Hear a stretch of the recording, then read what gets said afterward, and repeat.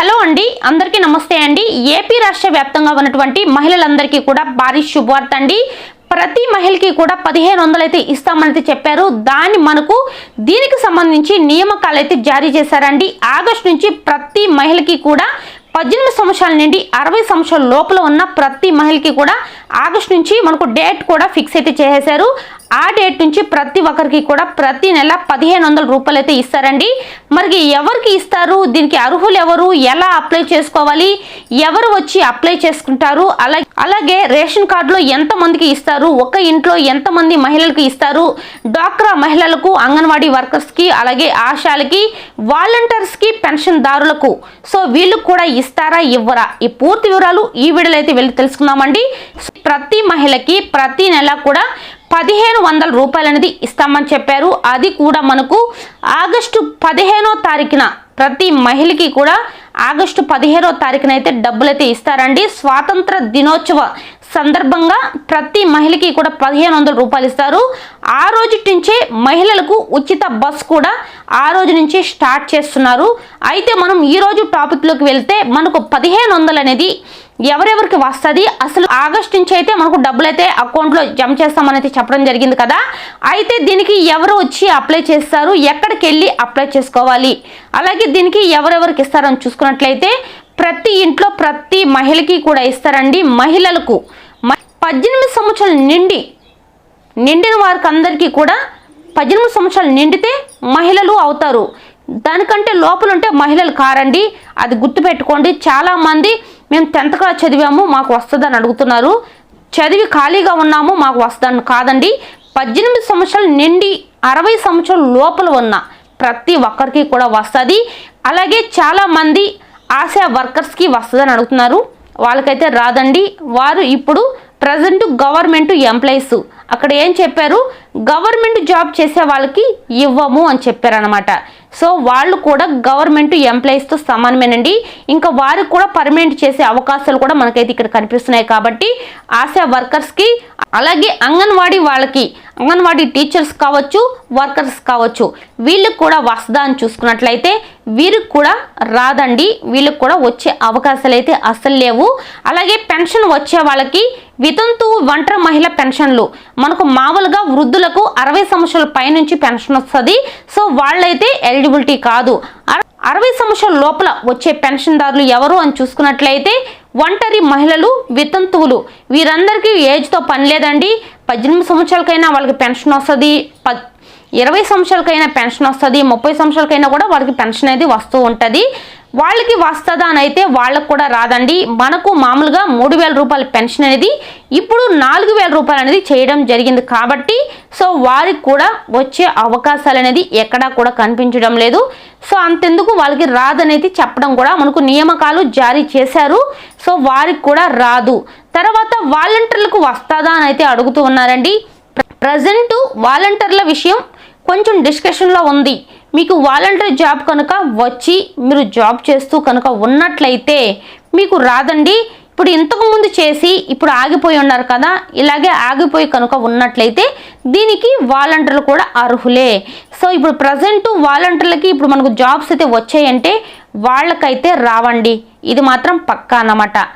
So అర్థమైంది కదండి, వాలంటీర్లకి రాదు, ఆశా వర్కర్స్కి రాదు, అంగన్వాడీ వర్కర్స్కి రాదు, అలాగే పెన్షన్ దారులకు కూడా ఇదైతే రాదు. తర్వాత డిగ్రీలు చదివి అంటే ఏజ్ ఉందో వాళ్ళకి డిగ్రీ చదువుకొని నిరుద్యోగ వృత్తికి అప్లై చేస్తారు, వాళ్ళకి కూడా రాదండి. ఎందుకంటే నిరుద్యోగ వృత్తి కింద వాళ్ళకి 3000 రూపాయలు అనేది వస్తుంది. అలాగే మనకు ఏదైనా జాబ్ ఆఫర్ వచ్చిన తర్వాత ఏదైనా జాబ్ తగిలితే వాళ్ళకి జాబ్ కూడా వచ్చే అవకాశం ఉంది. కాబట్టి నిరుద్యోగ వృత్తికి అప్లై చేసిన వారికి కూడా రాదనమాట. ఎవరైతే డిగ్రీ చదివి దానిపైన చదువుకో ఉంటారో వారందరూ కూడా నిరుద్యోగ వృత్తికి ఎలిజిబిలిటీయే కాబట్టి వారికైతే రాదనమాట. సో మిగతా ఒక రేషన్ కార్డులో ఎంతమందికి వస్తుంది అని అంటే, ఒక్క రేషన్ కార్డులో ఎంతమంది 18 సంవత్సరాల నుండి 60 సంవత్సరాల లోపల ఉంటుందో వారందరికీ కూడా వస్తుంది. కాకపోతే నేను చెప్పినవాను కదా, వాళ్ళు ఉంటే వాళ్ళకి మాత్రం రాదు.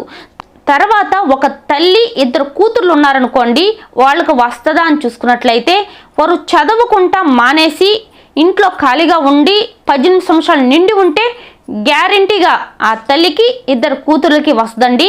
లేకుంటే వాళ్ళు చదువుతూ కనుక ఉంటే వాళ్ళకైతే రావు. ఎందుకంటే వాళ్ళకి విద్యా దీవెన, వసతి దీవెన, ఫీజు రీఎంబర్స్మెంట్లు వస్తాయి కాబట్టి సో దట్ వాళ్ళకి రావు. సో నేను చెప్పింది అర్థమైంది కదా. ఒక్క రేషన్ కార్డులో ఎంతమందికి వస్తాయి అని చూసుకున్నట్లయితే 18 సంవత్సరాల నుండి 60 సంవత్సరాల లోపల ఉన్నటువంటి వారికి అందరికీ కూడా ఈ డబ్బులు అయితే వస్తాయండి. వస్తాయి కానీ వాళ్ళు చదువుతూ ఉండకూడదు. ఎట్లాంటి గవర్నమెంట్కి సంబంధించి ఎలిజిబిలిటీ మాత్రం అయి ఉండకూడదు. సో నిరుద్యోగ వృద్ధి కావచ్చు, అంగన్వాడీ వర్కర్స్ కావచ్చు, వీరందరికీ కూడా అయి ఉంటే మాత్రం రాదు. తర్వాత మర్చిపోయానండి, డ్వాక్రా మహిళలకు వస్తుందా రాదని అయితే అడుగుతున్నారు. డ్వాక్రా మహిళలకు ఖచ్చితంగా కూడా వస్తుందండి. ఎందుకంటే మన ఆంధ్రప్రదేశ్లో ఉండే ప్రతి ఒక్కరూ కూడా దేశవ్యాప్తంగా కూడా మనకు డ్వాక్రా మహిళలే అందరూ కూడా. కాబట్టి డ్వాక్రా మహిళలకు వస్తుంది. డ్వాక్రా వల్ల మనకి ఏమీ ఆదాయం ఉంటుందండి. వాళ్ళు ఇస్తారు, ఆ డబ్బును మళ్ళీ వాళ్ళకే కట్టాలా. అంతేకాని మనకు ఉచితంగా వచ్చేది ఏమీ లేదు. నెల నెల ఆ డ్వాక్రా వల్ల వచ్చే శాలరీ కూడా ఏమీ లేవు. కాబట్టి సో డ్వాక్రా మహిళలకు 100%, అంటే అందరూ డ్వాక్రా మహిళలే కాబట్టి ఖచ్చితంగా కూడా వస్తుంది. సో అలాగే ఒక ఇంట్లో ఎంతమందికి వస్తుందంటే నేను చెప్పాను కదా, 18 సంవత్సరాల నుండి 60 సంవత్సరాల లోపల ఇట్లాంటి ఎలిజిబిలిటీస్ ఏమీ ప్రాబ్లం లేకుండా ఉంటే ప్రతి ఒక్కరికి వస్తుంది. చదువుతూ ఉన్న వాళ్ళకైతే రాదండి. మాకు 18 సంవత్సరాలు నిండిపోయాయి, మేము చదువుతూ ఉన్నాము అంటే వారికైతే వచ్చే అవకాశం లేదు. ఎందుకంటే మీకు కాలేజెస్కి ఫీజులు కూడా ఇస్తున్నారు కాబట్టి ప్రభుత్వం, వారికైతే రాదండి. మహిళలకే అని చెప్పారు కానీ స్టూడెంట్స్కి అని చెప్పలేదు కదా. సో ఇదన్నమాట. తర్వాత ఈ డబ్బులు మనకు ఆగస్టు 15వ తారీఖు నుంచి ప్రతి ఒక్కరి ఖాతాల్లోకి అయితే డబ్బులు అయితే ఖచ్చితంగా కూడా జమ అయితే అవుతాయండి. అలాగే దీంతో పాటుగా ఫ్రీ బస్ కూడా ఆగస్టు 15 నుంచే స్వాతంత్ర దినోత్సవ సందర్భంగానే ఫ్రీ బస్ కూడా మహిళలకి అమలు చేస్తున్నారు. అయితే దీనికి ఎలా అప్లై చేసుకోవాలి అని చూసుకున్నట్లయితే దీనికి అప్లై చేసుకోవడానికి మీరు ఎక్కడికి వెళ్ళాల్సిన అవసరమే లేదండి. దీనికి సంబంధించి గ్రామ సేవక్, వార్డు సేవక్ అయితే వాళ్ళు వస్తారు. కేవలం 10 రోజుల్లోనే వాళ్ళైతే మీ ఇంటి వద్దకే వచ్చి మీకు థంబ్ పెట్టి వాళ్ళే అప్లై చేసుకుంటారు. సో మీకు దీనికి కావాల్సింది Aadhaar card, ration card, bank account, ఈ 3 ఉంటే చాలండి. ఈ 3 ఉంటే మీ ఇంటి వద్దకే వాళ్ళు వచ్చి అప్లై చేసుకుంటారు. అలాగే చాలామంది రేషన్ కార్డు లేదు అంటున్నారు. రేషన్ కార్డు కనుక మీ దగ్గర లేనట్లయితే మీరు మాత్రం ఇన్కమ్ సర్టిఫికేట్ అనేది ఖచ్చితంగా చేపించుకోండి. రేషన్ కార్డు లేనప్పుడు ఈ సర్టిఫికేట్ అనేది చాలా బాగా యూజ్ అవుతుందండి. ఇప్పుడు మీరు చేపించుకొని పెట్టుకుంటే రేపు తొందరపడబడలేదు, అలాగే పరుగులు తీయాల్సిన అవసరం ఉండదు. ఓకేనా. సో మీకు రేషన్ కార్డు అనేది లేకపోతే ఇన్కమ్ సర్టిఫికేట్ అనేది కంపల్సరీ అండి. మీకు రేషన్ కార్డు కనుక ఉన్నట్లయితే అవసరం లేదు. ఓకేనండి, నేను చెప్పింది అర్థమైంది కదా. సో ఇవన్నీ పెట్టుకొని రెడీగా ఉంటే మీ ఇంటి వద్దకే వచ్చి వాళ్ళైతే అప్లై చేసుకుంటారు. కేవలం 10-15 రోజుల్లో వాళ్ళ గురించి డిస్కషన్ అయిపోయి అటో ఇటో తేలిపోతుంది. వాళ్ళే వచ్చి మీ దగ్గరకు వచ్చి అప్లై చేస్తారు. నేరుగా మీ బ్యాంకు ఖాతాలో అయితే డబ్బులు పడుతుందండి, చేతికైతే ఇవ్వరు. అందుకని చెప్పి బ్యాంకు బుక్ అనేది తప్పనిసరిగా ఉండాలి. అలాగే మీ దగ్గర ఏదైనా మొబైల్ కూడా ఉండాలి. మీకు లేకపోయి మీ దగ్గర ఏదైనా మొబైల్ కూడా ఉండాలండి. మీకు లేకపోయినా పర్వాలేదు, మీ ఇంట్లో వాళ్ళ మొబైల్ నెంబర్ అయినా పర్వాలేదు.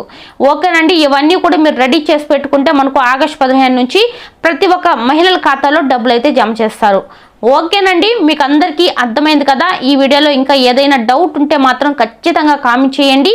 అలాగే వీడియో నచ్చితే తప్పకుండా లైక్ చేసి మన ఛానల్ని కొత్తగా చూసినట్లయితే సబ్స్క్రైబ్ చేసుకోండి. థ్యాంక్ యూ ఫర్ వాచింగ్ అండి. నెక్స్ట్ వీడియోతో మళ్ళీ కలుద్దాం.